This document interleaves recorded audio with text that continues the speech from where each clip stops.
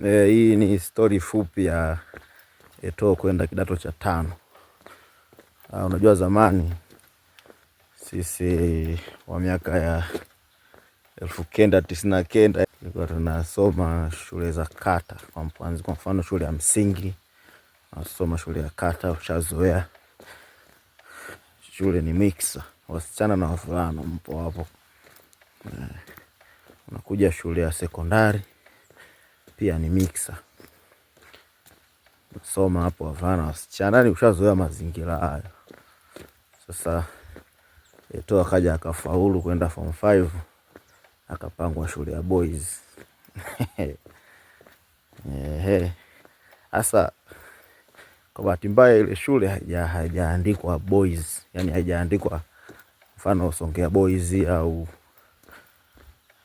Kwiro boys, yani haijaandikwa hivyo, imeandikwa tu shule ya sekondari dash high school dash hivyo yani.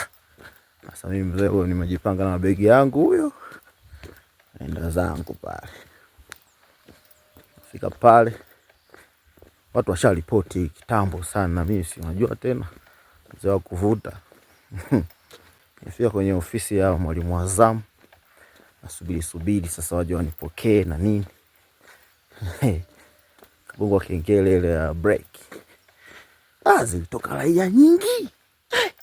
Raia nyingi zimetoka kwenda kunywa uji. Mwanangu mimi nakagua. Mbona hamna wasichana? Mbona miboys tu? Mwanangu hiyo ilikuwa kisaikolojia kiukweli. Ileta shida kwa sababu mtu hujazoea hivi, inawezekanaje? Inawezekanaje shule nzima wavulana? Yaani nani aliyepanga utaratibu? Mwanangu nilikuwa mnyonge. Sasa sio kwamba mnyonge kwamba labda nahitaji sana wasichana, yaani unajua zile mchanganyiko wa sauti nini, naitaka kama maua fulani, naita amani fulani ya moyo na nini hivyo. Kenda uwanjani nini, ukicheza mpira usinihurumizie Eto'o huyo.